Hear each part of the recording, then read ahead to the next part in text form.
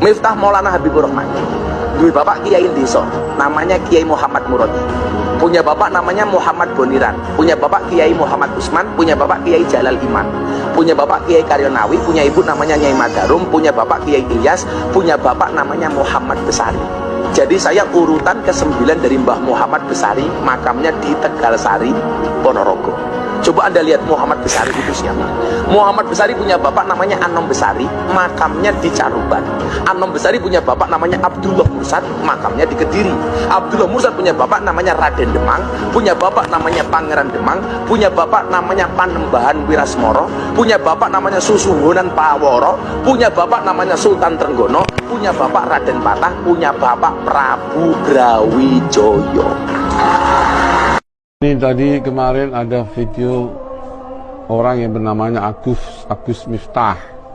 Betulnya dia bukan Agus, artinya bukan anak kiai. Begitu juga Gus Arifin, itu bukan anak kiai ya. Ada lagi Muafik itu juga bukan anak kiai. Gus Nuril juga bukan ya.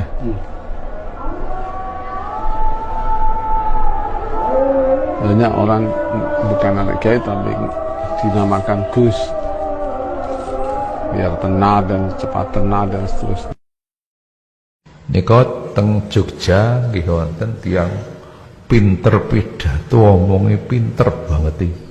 Tapi nek maca Arab do keliru. Terkenal banget wonge. Gus Miftah kae Jogja kae. Lah nggih to. Karena wong bodoh kan ngerti ini ya wong kae ngalim, tapi nek kiai kan ngerti nek kae nek maca Arab do keliru-keliru ki mboten niku besok tundang ngaji nang dindi padahal. Mula saniki sing hati-hati. Gini kalau wingi teng Jakarta terang-terangan di Jakarta ini kalau bicara mubaligh, bicara orang khutbah hebat menerangkan pidato ini. Tapi ketika membaca tulisan Arab, Quran apa itu, niku banyak yang keliru. Namanya siapa Mas? Nama asli yang ada di KTP Miftahul Khairon. Panggilannya Tajib. Nah, Mas Tajib ini sendiri ini apa benar Mas? Adiknya Gus Miftah ya? Ya kebetulan alhamdulillah. Ya kalau memang masih diakui tapi. Apa sih cerita dari dulunya Gus Miftah itu seperti apa sih Mas? Ya kita dilahirkan dari orang kampung lah, istilahnya dari orang kampung. Memang jadi awal mula ceritanya kita itu di Lampung ya karena dulunya kan orang tua ke Lampung itu kan transmigrasi. Nah setelah itu ya mungkin tempat tinggalnya di Lampung. Nah dari Lampung itu bapak saya membawa anak satu yang pertama yang ada di Palembang. Nah anak yang kedua sampai nomor 4 sampai nomor 5 saya yang terakhir itu semuanya kelahiran Lampung, di Jabung, khususnya tempatnya di sekarang jadi desa Adiluhur kalau nggak salah, desanya Adiluhur. Dulu Adijo kan, nah sekarang Adiluhur.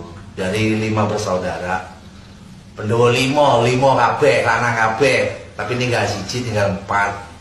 Saya yang terakhir adik dari Gus Miftah. Jadi Gus Miftah ini sendirinya asal dari mana Mas? Aslinya dulu kelahirannya? Aslinya Jabung.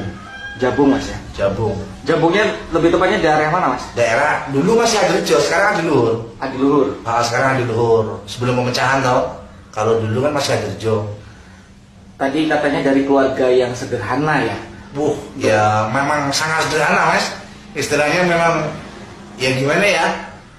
Ya memang anak orang duwe kan. Memang anaknya orang nggak mampu, anaknya orang istilahnya nggak punya. Ibaratnya ngomong makan aja kan susah dulu zaman dulu itu kan. Bapak ibu dulu kerja apa Mas? Ya petani. Petani Bapak sawah. tani sawah, bapak mama dagang di pasar. Dagang pasar. Jadi ya untuk menghidupi anak-anaknya dari 4 bersaudara itu ya dari hasil kebun dan hasil pasar itu. Tapi kan Gus Miftah itu kan dari lulus SD itu kan dipondokkan di tempatnya adiknya bapak yang ada di Jaya Sakti, Kecamatan Anatoha, Lampung Tengah. Di Pondok Pesantren Bustanul Ulum. Setelah lulus baru Gus Miftah. Di sana lulus SD, ya keluar dari Jabung itu lulus SD. Jadi sanawiyah aliyahnya mengenyam pendidikan di sana di Bustanul Ulum. Terus terakhir ke Jawa Terakhir ke Jawa dia lulusan tahun berapa ya aliyahnya itu, kalau nggak salah 99 atau 98 gitu loh. Dia lulusnya dari aliyah Jaya Sakti itu di Pondok Pesantren Bustanul Ulum itu, di bawah pimpinannya Bapak Haji Sudi. Jadi saudara saya. Jadi berarti ketika ibu itu minta Gus Miftah pulang, Gus Miftah otomatis pulang. Ya lihat kondisi juga kayaknya. Lihat kondisi. Iya, lihat kondisi. Kalau kondisinya memang memungkinkan ya pulang. Apalagi dia kan sekarang sibuk, Mas. Dia sekarang sibuk syutingan TV kan, sponsor itu kan, dan kegiatan-kegiatan yang lain. Jadi banyak sekarang kegiatan di luar pengajian ya, karena sekarang pengajian itu udah nggak boleh sejak Covid ini, Mas. Kalau dulu sibuk akan jadwal pengajian, undangan. Karena jadwalnya kan per hari aja yang masuk sampai ratusan kan. Sampai indennya aja sampai berapa bulan, berapa tahun kan gitu. Dan tapi terus ya itu yang terakhir kayaknya. Sama kemarin berapa minggu yang lalu ada di mana? Anak Toha di Bustanul Ulum, di pondok pesantrennya dia dulu. Dia pulang acara vaksinasi sama bansos sama apa kayaknya itu. Saya nggak hadir itu. Hanya sendiri tapi. Siapa ya dia? Iya. Dia bersama Menkes. Oh, sama Kemenkes. Sama Menkes, sama Pak Kapolda Lampung dengan Pak Bupati Lampung Tengah, Pak Musadito ya. Iya. Itu dia di sana acara bansos sama vaksinasi. Kalau dari pandangan sendiri Mas Tajik ini, seorang kakak Gus Miftah ini seperti apa sih? Ya dia orangnya, ya itu tadi, maksudnya yang seperti apa ini? Akrab nggak sama adiknya? Alhamdulillah, saya jarang sekali saya komunikasi dengan dia. Jarang karena Jarang, nggak tahu, jarang sekali. nelpon pun nggak pernah. Nggak pernah. Yang namanya telepon itu nggak pernah. Saya jujur dulu ya, saya takut dosa loh kalau saya bohong, ya kan? Kalau untuk selama ini saya itu bisa dihitung loh, Mas. Ditelepon. Sampai berusaha nggak ngubungin dia gitu? Saya ditelepon dia itu sekali. Ya waktu itu dia marahin saya karena saya mungkin saya yang salah ya. Waktu itu kan karena saya sakit. Waktu itu saya sakit perut dan saya itu dilarikan ke rumah sakit Bayangkara Nganjuk waktu itu. Nah, saya telepon mak saya kan nangis-nangis, dan dia telepon beliau. Nah, beliau telepon saya, marahin saya. Mungkin waktu itu nggak tahu lah. Pokoknya saya nggak mau tahu waktu itu memang saya ditelepon sama beliau, pakai nomor telepon istrinya. Itu kalau untuk saya chattingan pribadi sebelum puasa kayaknya. Sebelum puasa. Tapi sampai waktu pulang Cuma itu aja. Chattingan sama beliau langsung. Ya kalau chattingan sama beliau langsung itu sebelum puasa itu hanya kan Ali cuma buru kalau nggak buru ya nggak makan lah istilahnya. Berarti kan dalam cerita ini ibarat kata masih banyak keluarga kandung dari Gus Miftah ini yang sangat sulit, Mas ya? Yo, bukannya banyak lagi, ya memang semuanya sulit. Sulit ya. Jadi dari 4 saudara itu rezekinya kan dia semua. Dari pandangan keluarga nih, Mas. Dari pandangan keluarga ini seperti apa sih Gus Miftah itu, Mas? Ya dia orangnya pendiam. Dia nggak terlalu banyak ngomong, ya kan. Terus kalau orangnya baik sih. Kalau orangnya menurut saya baik. Dia wongnya nggak Islam lah kayak cara wong Jawa kan.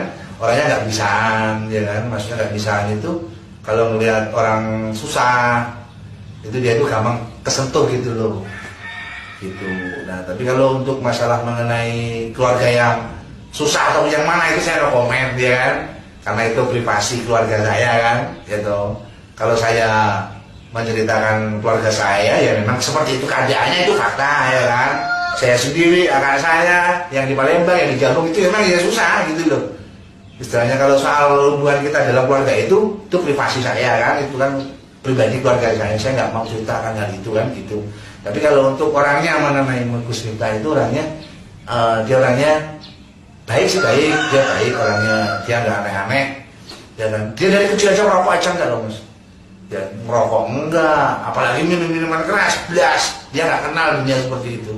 Walaupun dia sekarang ini mempunyai gelar presiden para pendosa, ya kan, dia ngajinya di pos-pos kafe, di tempat klub alam, ya dari tempat pelacuran, dia memang nggak sama sekali nggak terpengaruh akan hal itu. Cuman kalau untuk dianya pribadi, mengeril gitu loh. Real, dia itu membawa dari tempat gelap menuju ke terang itu memang real gitu loh. Membawa orang-orang yang istilahnya ahli-ahli maksiat, ya toh, ingin bertemu dengan, ingin bermesraan dengan Tuhannya, itu memang dia lah istilahnya. Memang nggak salah lah kalau istilahnya para pendosa itu ingin lari ke dia untuk mendekatkan diri pada Tuhannya lah, itu memang benar. Cuman istilahnya ya seperti itulah. Kalau beliaunya ini orangnya sosial banget sih sebetulnya dengan umat lah, dengan masyarakat. Dia orangnya nggak bisaan dan senang berbagi, ya kan. Dia orangnya sangat luar biasa lah kalau soal itu. Tapi kalau mengenal dalam arti ini kan di sisi ini mohon maaf Mas. Ya. Jadi keluarga kandung ini kan masih banyak sih yang, jadi kapan sih terakhir berkumpul satu keluarga ini Mas? Oh jarang Mas, bahkan lama banget. Udah lama banget ya? Lama banget. Dulu Gus Miftah itu sebelum punya pondok sendiri, sebelum punya rumah ataupun pondok sendiri, dia masih sering pulang, tiap lebaran pulang ya. Dari 8 tahun yang lalu, ulang tahunnya pondok itu, miladnya pondok itu sudah menilai angka yang ke-8. Kemarin itu yang ke-8, itu yang mau ke-9. Udah hampir 9 tahun ini dia lebaran nggak pulang semenjak dia punya pondok sendiri. Ya maklum lah, mungkin kan di sana banyak santrinya yang silaturahmi, bahkan kemarin ini malah COVID, 2 lebaran ini kan, jadi nggak boleh kemana-mana. Ada nggak sih Mas dari pihak keluarga ya, saudara kandungnya yang diajak ke Jawa? Nggak ada ya. Cuman saya kemarin, ya saya yang minta sih, saya kepengen di Jawa kan gitu. Saya kepengen di Jawa ya, waktu itu saya masih sendiri sih, jadi akhirnya terus saya suruh ke Jawa, dan di sana saya diikutkan temennya kerja di salah satu perusahaan proyek, salah satu kontraktor, anak buahnya beliau, anak santrinya beliau, pengikutnya beliau. Terus akhirnya saya sana cuma 1,5 tahun kayaknya. Kalau dari cerita ini Mas, anak pertama itu sekarang kerja apa sih Mas? Tani, buruh. Kakaknya itu ya? Iya, yang ada di Palembang sana. Kalau yang di Palembang sana kehidupannya sangat minim Mas istilahnya. Sangat minim istilahnya, makan aja dikasih orang. Itu kakak kandung Gus Miftah. Iya, yang pertama. Ya gimana nggak? Maksudnya gini loh, mau makan aja istilahnya nyari sehari itu, dimakan sehari itu aja udah syukur gitu loh. Itu yang di Palembang sana, itu kakak saya yang pertama. Ya alhamdulillah sih dia adalah santri-santri TPA yang ngaji ke beliau. Terus kadang-kadang beliau juga dipanggil di jamaah majelis ya kan, di acara-acara sunatan, walimatul urus, walimatul khitan itu loh. Kalau kakaknya yang di Jabung sini Mas? Yang di Jabung tani juga. Tani juga. Tani yang kakak saya yang di Jabung itu kakaknya Tapas, Gus Tapas. Nah itu namanya Mifrol Kholisin. Kalau yang di Palembang tadi kan namanya Ali Mahmudin. Yang nomor 2 Miftahul Huda yang meninggal waktu masih kecil. Nah yang di Jabung ini, yang ketiga ini Mifrol Kholisin itu ya tani Mas. Iya, kesehariannya ataupun siapa, kita tetap hubungan tetap biasa sama semua keluarga biasa, semua saudara-saudara biasa, semua tetangga-tetangga biasa. Sampai sekarang saya alhamdulillah, walaupun saya jarang pulang ke Jabung ya kan, tapi setiap kali saya pulang alhamdulillah sambungan silaturahmi itu tidak terputus. Saya dengan mereka. Tapi untuk hubungan antara ibu dan anak, Gus Miftah itu mungkin setiap hari mungkin akan nelfon ya? Ya kalau setiap hari sih pun enggak gitu. Cuman kalau mama saya ada kepentingan aja. Kalau ibu saya ada kepentingan, paling miss call ataupun telepon. Nah nanti dia telepon balik. Kalau ada kepentingan ya enggak. Mungkin ada pesan terakhir Mas buat Gus Miftah. Oh ya, kalau pesan yang terakhir apa ya? Ya, maksudnya nggak ada yang kurang sih beliaunya ini. Dia orangnya sangat luar biasa. apa ya bisa jadi kan orang pintar, orang hebat, orang pengalaman ya kan.